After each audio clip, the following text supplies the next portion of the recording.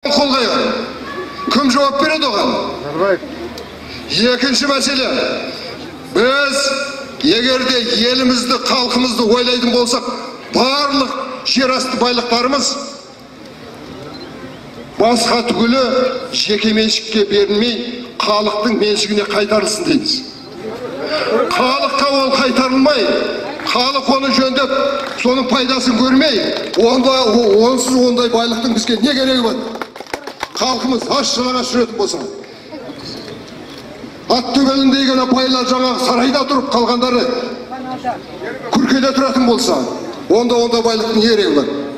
Онда алынбасын, жатсын жердің астында, келешек ұрпақ пайдаланады. Әділетті ұрпақ, әділетті қоғам құрып, сол кезде сол байлықты жұмсаймыз. Екінші мәселе, мына жер мәселесі бойынша. Біз қанша рет айттық, неге осы уақытқа шейін не президент Назарбаев, не оның үкіметі, не жаңа нұротандық парламент осы уақытқа шейін неге ашық бізге айтпайды? Қазақстанның жерінің бір шаршы метрі де ешкімге берілмейді деп неге айтпайды? Неге күмілжиді? Яғни бұл жерде ымырашылдық, алдаушылық саясаты жүріп жатқан белгілі. Сондықтан біз жер мәселесі бойынша жердің бірде-бір қадам, бірде-бір шаршы метр еш жаққа бермеу жайындағы өзіміздің талабымызды тоқтатпаймыз. Егерде осы мәселемен халық жиналатын болса, осы мәселен бір халық көтерілесің болса, сонда ғана тоқтайды. Ат төбеліндей бөгіндей болып рұқсат берілген митинге осы шақ адам жиналатын болса, онда біз шешпейміз. Сондықтан біздің осы уақытқа шейін айтып жүргеніміз халықты ұятуымыз керек. Халыққа баруымыз керек. Оны айта шаршап жүрміз. Бірақ осы уақытқа шейін біз нәтижеге жете алмаймыз. Жете алмай жатқанымыз мынау отырған қорқыныш. Қорқыныш не? Ала отырған погондағы жігіттер, ай жерде білектерін сыбанып тұрған омондар, ойбай, олар ертең бізді соғады. Онсыз болмайды. Егер халық талап қоя білмесе, халық ұйымдаса алмаса, біз жеңіске жетпейміз. Сондықтан ағайын ұйымдасайық, көбірек жиналайық, дауысымызды көтерейік, айтайық. Рахмет. Қадірменді қалайық. Біз тәуелсіздікті қорғау қозғалысына енетін 50-ден астам әртүрлі қоғамдық ұйымдар бар, партиялар бар, баспасөз орындары бар, бірлесіп осы жерді жалға беруге, Қытайға жалға беруге дауыс көтергенбіз. Сол кезде билік бұлай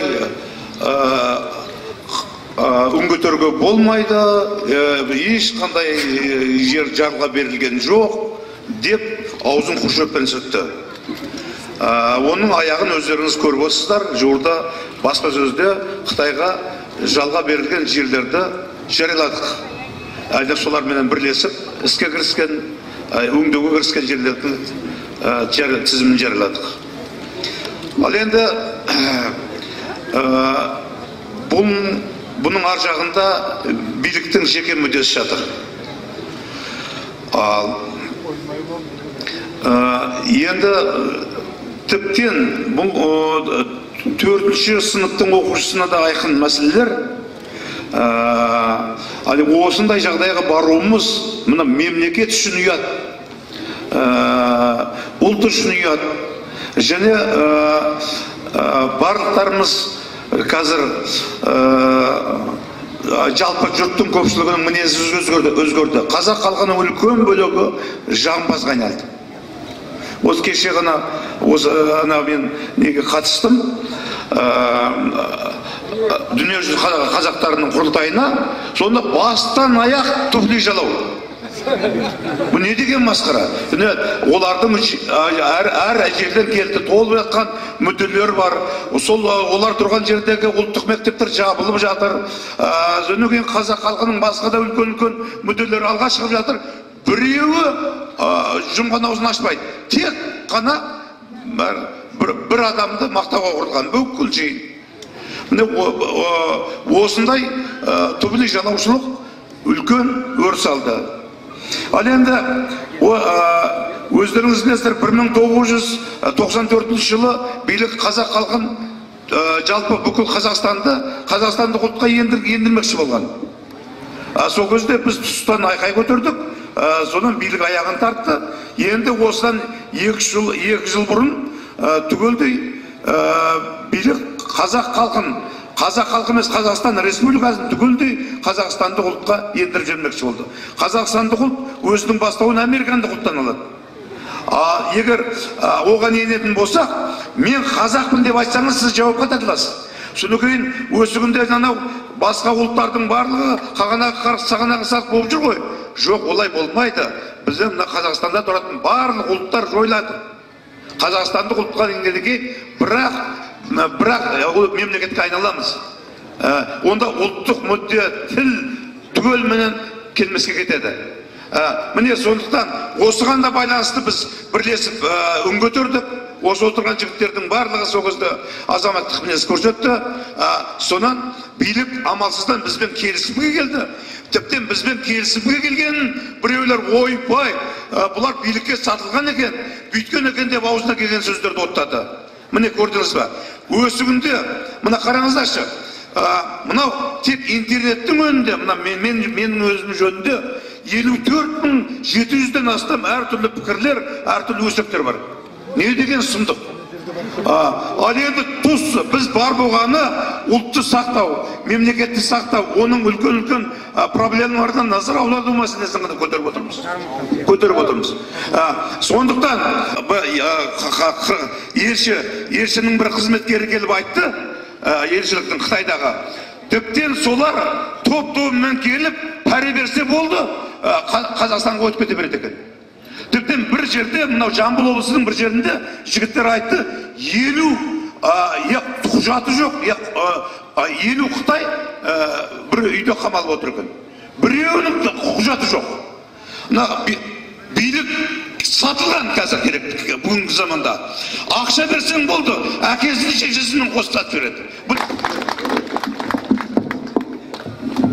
Құрметті жиналған қауым, менің ойымша бүгін осы алаңға жиналған азаматтар ең күшті, ең мықты, еркін, ер жүрек, ешкімді қорықпайтын, елі үшін, халқы үшін, жаны үшін, жері үшін жанын беретін батырлар, сәлеметсіздер ме?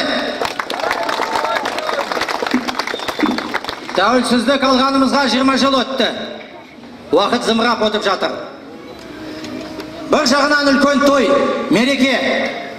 Тәуелсіздік алу біздің ата-бабаларымыздың үлкен арманы болатын. Осы арманға жеттік. Бірақ көңіліміз тола ма? Жоқ, толмайды. Неге толмайды? Бұған бір себеп. Біз қазақ халқы еркін емеспіз. Біз қазақ халқы өзіміздің тағдырымыз, өзіміздің қолымызда емес. 20 жыл билікте бір адам, барлығы соның қолында, не айтса сол болады. Осы дұрыс па? Жоқ, дұрыс емес.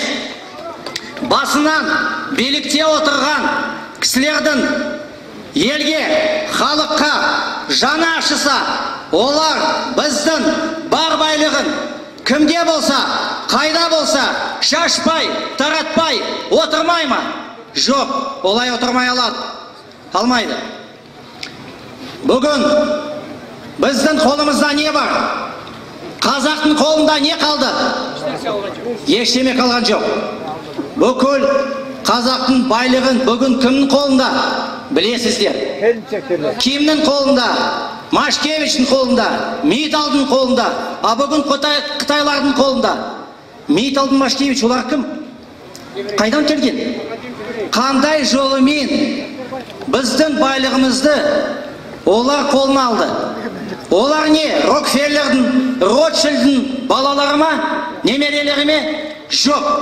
Кеше біздің арамызда жүрген жай қарапайым адам болатын. Олар қайдан ақша алды? Ресейдегі мафиядан, халықаралық мафиядан, немесе қара ниетті чиновниктерден алды ма? Алған ақшаны қайда жұмсады, кімге берді? Үлкен жемқорлық осыдан басталады. Бізге билік оларды инвесторлар деп таныстырады. Біз оған сенбейміз. Олар инвесторлар емес.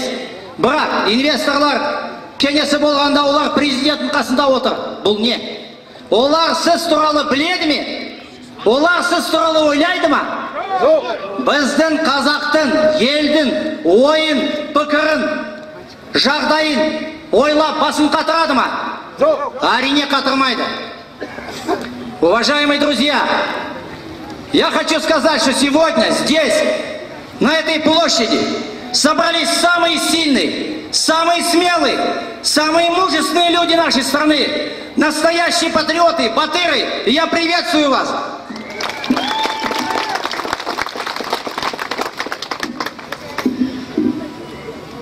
Мы стали за 20 лет свидетелями потрясающих событий в нашей стране.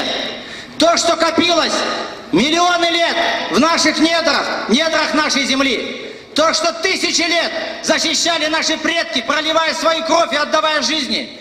То, что последние десятки лет при советской власти десятки миллионов людей строили заводы и фабрики, поднимали экономику, добывали полезные ископаемые в течение нескольких лет. На наших с вами глазах были украдены, разворованы, разбазарены. Все это принадлежит народу Казахстана. Правительство, особенно последнее правительство Карима Масимова, 4,5 года у власти. Вы заметили, какой крен происходит в сторону Китая? Известный китаевед Карим Масимов, как говорил один герой известного кинофильма «Иван Васильевич меняет профессию», меня терзают смутные сомнения. У Шпака магнитофон, у посла медальон, так и меня терзают смутные сомнения, что наше правительство о нуждах народа, о чаяниях, о его проблемах не знает. Сегодня у них задача одна – дальше торговать, чем осталось. И вот добрались до нашей земли, уже все продано, под землей, на земле, в небе. Пора на доме правительства повесить табличку «Представительство Китайской Народной Республики в Казахстане». И рядом объявление «Продается Родина, недорого, Масимов». Вот такая сегодня ситуация сложилась. Мы считаем, что при нас, при нашей жизни, мы должны положить этому конец. Вернуть народу Казахстана то, что принадлежит ему по закону. Месторождение Казахмыс. Евразийская группа Машкевич, Ким, Ибрагимов, вы прекрасно знаете. Все, что принадлежит Глинкору, не Глинкору, Казахстынку пока еще. Машкевичу, хочу сказать маленький случай просто. 10